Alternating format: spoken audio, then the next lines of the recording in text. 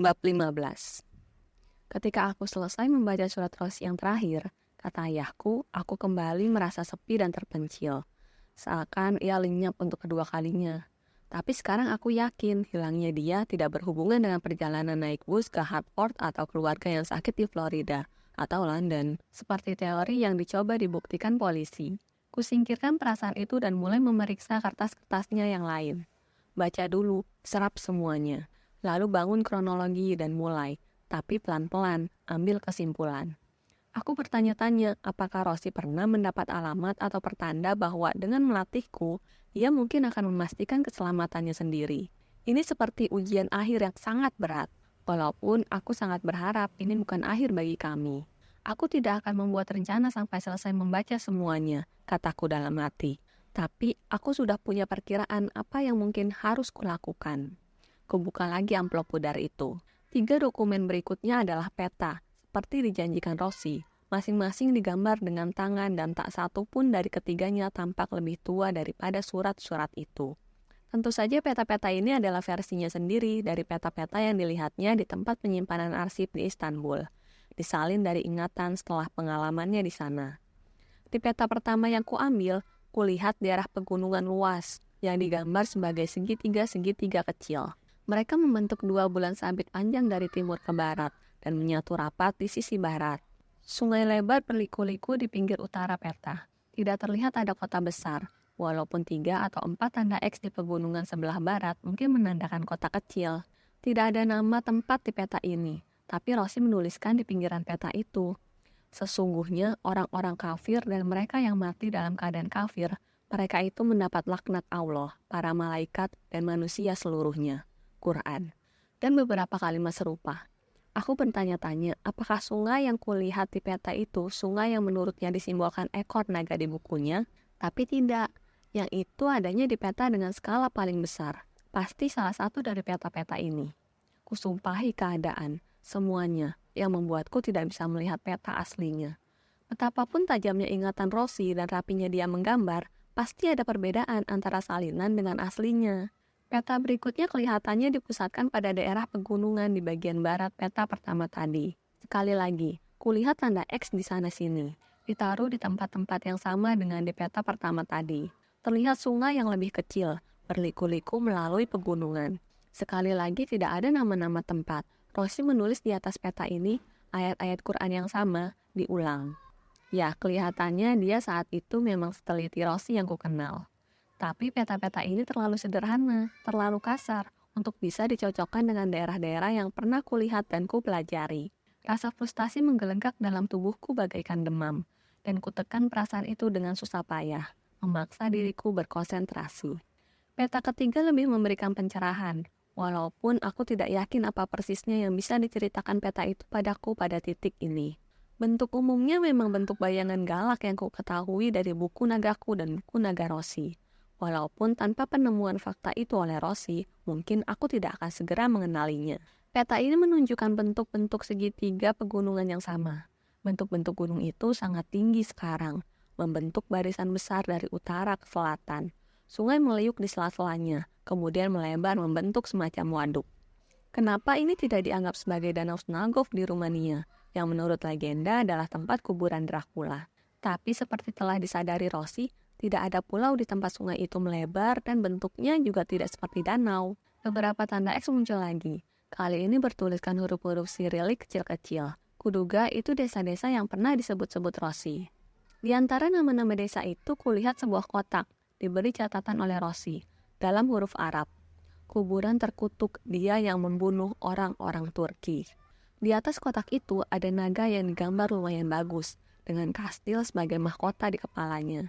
Dan di bawahnya huruf-huruf Yunani dengan terjemahan bahasa Inggris dari Rosi. Di tempat ini dia terkurung dalam kejahatan. Pembaca, bangkitkan dia dengan satu kata. Kata-kata itu sangat meyakinkan, bagaikan mantra, dan aku sudah membuka mulut untuk mengucapkannya. Tapi aku sempat berhenti dan menutup mulutku lagi. Kata-kata itu terasa bagaikan puisi di kepalaku, menari-nari di sana-sini bagaikan setan selama beberapa detik. Kupinggirkan ketiga peta tersebut. Rasanya mengerikan melihat peta-peta itu, persis seperti dituturkan Rosi, Dan lebih aneh lagi, melihat bukan aslinya, tapi salinan yang dibuat Rosie dengan tangannya sendiri. Apa buktinya bagiku bahwa dia tidak mengarang-arang semua ini, menggambar sendiri peta ini sebagai olok-olok? Aku tidak punya sumber informasi lain dalam hal ini, selain surat-suratnya. Ku ketuk-ketukkan jemariku ke permukaan meja. Suara detak jam terdengar lebih keras daripada biasanya malam ini. Dan suasana kota yang setengah gelap terasa terlalu sunyi di balik tirai jendelaku. Waktu makan sudah lewat beberapa jam dan kakiku mulai kesemutan. Tapi aku tidak bisa berhenti sekarang. Aku lihat sepintas lalu peta jaringan Jalan Balkan, tapi kelihatannya tidak ada yang luar biasa di sana. Tidak ada tanda-tanda dengan tulisan tangan misalnya. Brosur mengenai Rumania juga tidak memperlihatkan sesuatu yang aneh, kecuali bahasa Inggris apa yang digunakan seperti "Avail yourself of our last and appalling countryside." Silakan manfaatkan sendiri daerah pedalaman kami yang subur dan menakjubkan. Di mana kata piling bisa juga berarti mengerikan misalnya. Yang belum kuperiksa hanya tinggal catatan-catatan dengan tulisan tangan Rosie dan amplop kecil tertutup rapat yang telah kuperhatikan keberadaannya ketika pertama kali kukeluarkan kertas-kertas itu. Tadinya aku bermaksud melihat isi amplop itu paling akhir, karena amplopnya terekat. Tapi aku tidak bisa menunggu lebih lama lagi.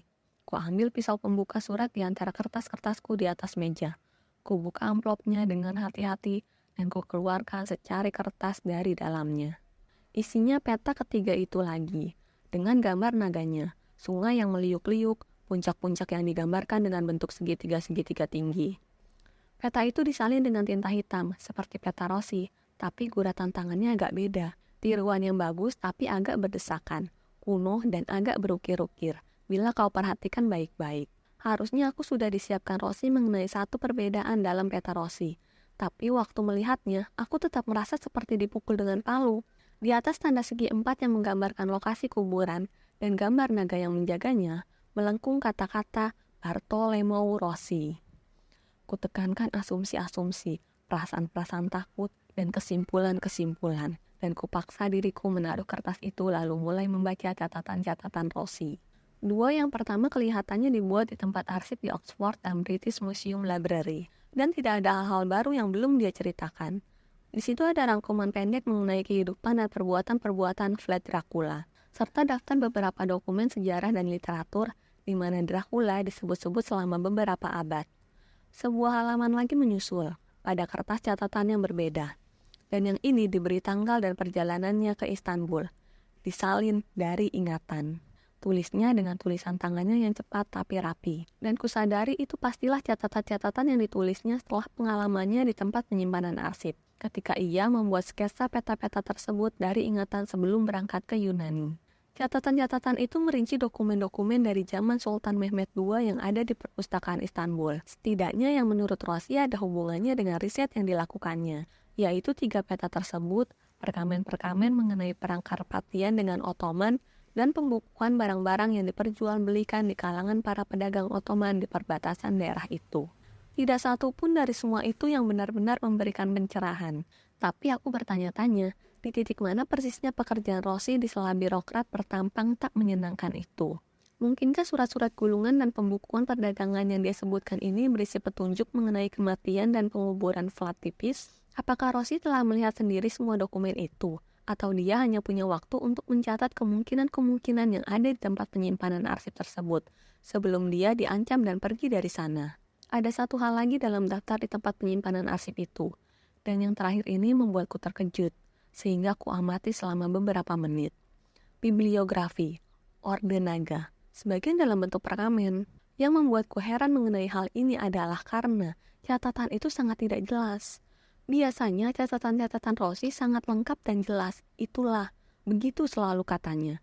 Gunanya membuat catatan. Apakah bibliografi yang dia catat dengan buru-buru itu merupakan daftar yang dibuat perpustakaan untuk mencatat semua dokumen yang ada di sana yang berhubungan dengan Orde Naga?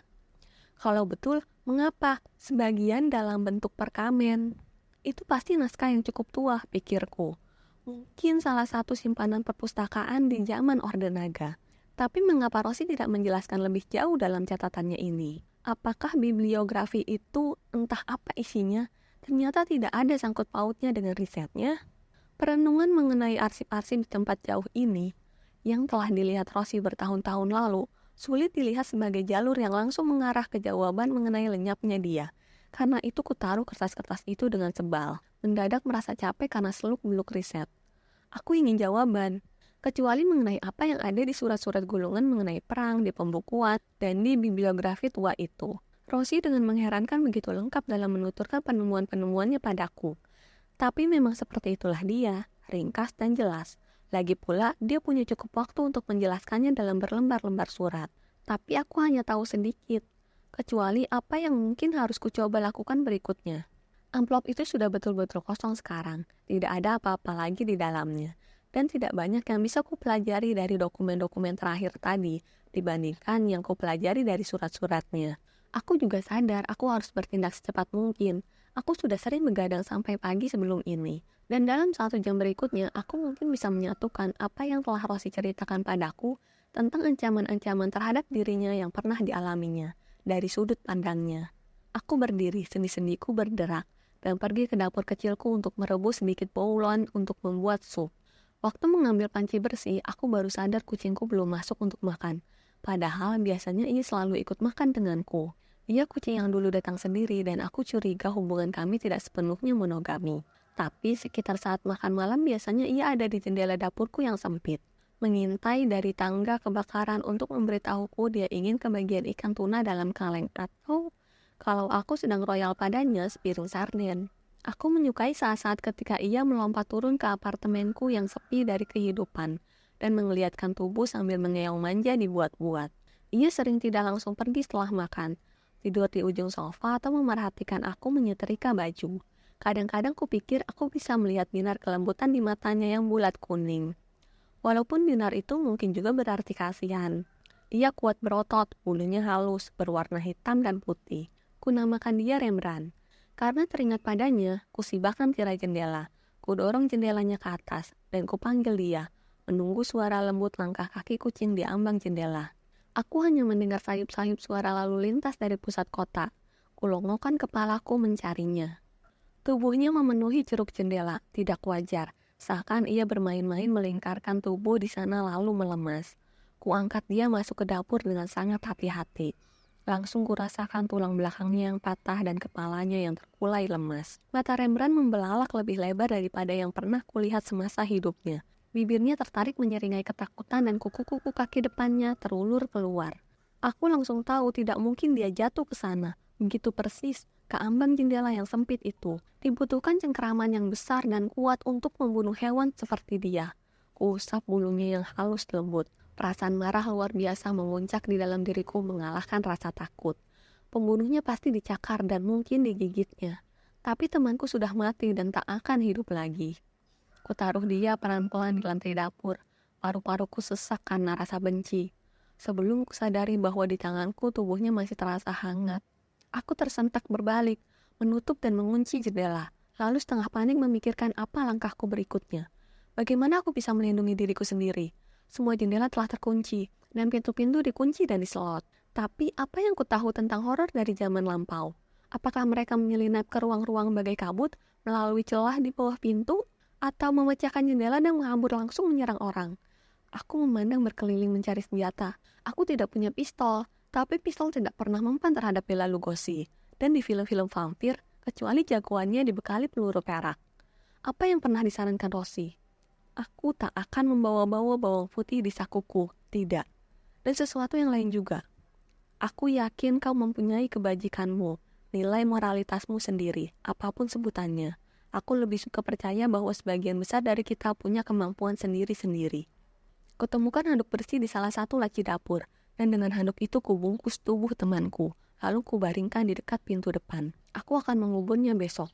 Kalau esok hari akan datang padaku seperti biasanya. Akan kukuburkan dia di halaman belakang apartemen, dalam-dalam, agar anjing-anjing tidak bisa menggalinya. Sulit bagiku untuk berpikir tentang makan sekarang, tapi tetap kubuat sup dan kupotong seiris roti. Selesai makan, aku duduk lagi di meja tulis. Kurapikan kertas-kertas Rosie dan kumasukkan lagi ke amplop. Kutaruh buku naga misteriusku di atasnya. Kupastikan buku itu tidak sampai terbuka. Di atas tumpukan itu kutaruh buku klasik, Golden Age of Amsterdam, karangan Herman, yang sudah sejak lama menjadi salah satu buku favoritku. Kubuka catatan-catatan disertasiku di tengah meja, dan di depanku kubuka pamflet mengenai serikat pedagang di Utrecht. reproduksi dari perpustakaan yang masih harus kubaca dan kuteliti. Kutaruh jam tanganku di samping dan kulihat dengan ketegangan tahayul bahwa jam itu menunjukkan pukul 12 kurang seperempat. Besok, pikirku, aku akan pergi ke perpustakaan dan langsung membaca apapun yang bisa kutemukan di sana, yang bisa membekaliku untuk hari-hari yang akan datang. Tidak ada salahnya untuk tahu lebih banyak tentang pancang perak, bunga bawang putih, dan salib. Kalau benda-benda itulah yang digunakan selama berabad-abad oleh para penduduk desa untuk menangkal mayat hidup, itu setidaknya akan menunjukkan kepercayaan pada tradisi. Untuk malam ini, aku hanya punya nasihat Rosi. Tapi Rosi tidak pernah mengecewakanku apabila dia memang bisa membantu. Kuambil pena dan menunduk di atas pamflet itu. Belum pernah aku merasa sulit itu untuk berkonsentrasi. Setiap saraf di tubuhku seolah sangat awas akan sesuatu di luar. Kalau itu memang sesuatu, seakan perasaanku, bukannya telingaku, yang bisa mendengarnya mengintai lewat jendela. Dengan memaksakan diri, kupusatkan perhatianku ke Amsterdam, tahun 1690. Kutulis kalimat, lalu sebuah lagi. 4 menit lagi sebelum tengah malam. Cari anekdot-anekdot mengenai kehidupan para pelaut Belanda. Kutulis di buku catatanku. Aku berpikir tentang pedagang-pedagang, berkumpul dalam serikat mereka yang sudah sangat tua untuk memperoleh yang terbaik dari hidup mereka dan barang dagangan mereka. Bertindak dari hari ke hari dipandu rasa tanggung jawab mereka yang relatif sederhana. Menggunakan sebagian keuntungan mereka untuk mendirikan rumah sakit bagi orang miskin. 2 menit sebelum tengah malam, kutulis nama pengarang pamflet itu untuk kulihat lagi belakangan. Pelajari pentingnya peran percetakan-percetakan di kota itu terhadap pedagang-pedagang, tulisku. Jarum menit jamku tiba-tiba melompat dan jantungku ikut melompat bersamanya. Jam 12 tengah malam hampir tiba. Percetakan mungkin besar peranannya, kusadari, sambil tetap memaksa diriku untuk duduk tanpa menengok ke belakang. Terutama bila serikat telah mengendalikan sebagian dari mereka. Mungkinkah serikat betul-betul telah membeli saham dari beberapa di antaranya sehingga bisa mengendalikan mereka? Apakah percetakan-percetakan itu mempunyai serikat sendiri? Bagaimanakah ide kebebasan pers di kalangan intelektual di kondisi saat itu dalam hubungannya dengan kepemilikan percetakan? Rasa tertarikku bangkit kendati situasi saat itu sedang seperti itu. Dan kucoba mengingat-ingat apa saja yang pernah kubaca mengenai penerbitan-penerbitan awal di Amsterdam dan di Utrecht. Mendadak aku merasakan keheningan berat, lalu patahnya ketegangan. 3 menit setelah tengah malam, aku bernafas lebih normal dan penaku bergerak lebih lancar.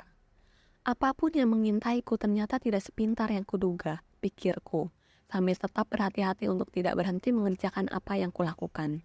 Rupanya sang mayat hidup melihat penampilan seperti apa adanya, dan aku tampak seakan menaruh perhatian pada peringatan yang diberikan lewat Rembrandt, dan kembali menekuni pekerjaanku yang biasa. Aku tak akan bisa terlalu lama menyembunyikan tindakanku, tapi untuk malam ini penampilanku sendiri merupakan satu-satunya perlindungan yang kumiliki. Kugeser lampu lebih dekat dan kupusatkan perhatian pada abad ke-17 selama kurang lebih 1 jam berikutnya, untuk memperdalam kesan bahwa aku sudah kembali ke pekerjaanku. Sambil pura-pura menulis, aku berpikir-pikir sendiri. Ancaman terakhir pada Rosi pada tahun 1931, berupa namanya sendiri di lokasi kuburan Flat si Penyula. Rosi tidak ditemukan tewas di mejanya 2 hari yang lalu, tidak seperti aku, mungkin, kalau aku tidak hati-hati. Ia tidak ditemukan terluka di koridor seperti Hedges. Ia diculik. Ia bisa saja terbaring mati di suatu tempat, tentu saja, tapi sampai tahu pasti, aku harus berharap ia masih hidup. Mulai besok, aku akan mencoba menemukan lokasi kuburan itu sendiri. Duduk di benteng tua Perancis itu, ayahku menatap jauh ke laut. Hampir mirip seperti ketika ia menatap melintasi jurang pegunungan di Saint Matthew, memandang elang melayang-layang. "Ayo kita balik ke hotel," katanya akhirnya. "Hari-hari mulai pendek. Kau perhatikan juga, aku tidak ingin terjebak di sini setelah gelap." Dalam kesabaranku, aku berani mengajukan pertanyaan langsung. "Terjebak?" Ia menoleh serius padaku, seakan menimbang-nimbang risiko beberapa jawaban yang bisa diberikannya. "Jalannya curam," katanya akhirnya. "Aku tidak ingin berjalan sambil meraba-raba melewati pohon-pohon itu dalam gelap. Kau mau?" Ia bisa menantang juga ternyata. Aku menengok ke bawah, ke belukar pepohonan zaitun. Warnanya putih kelabu sekarang. Tidak ada warna peach dan perak. Setiap pohon melintir meliuk-liuk, berusaha mencapai reruntuhan benteng yang pernah menjaganya, atau nenek moyangnya, dari obor-obor Saracen. "Tidak," jawabku. "Aku juga tidak mau."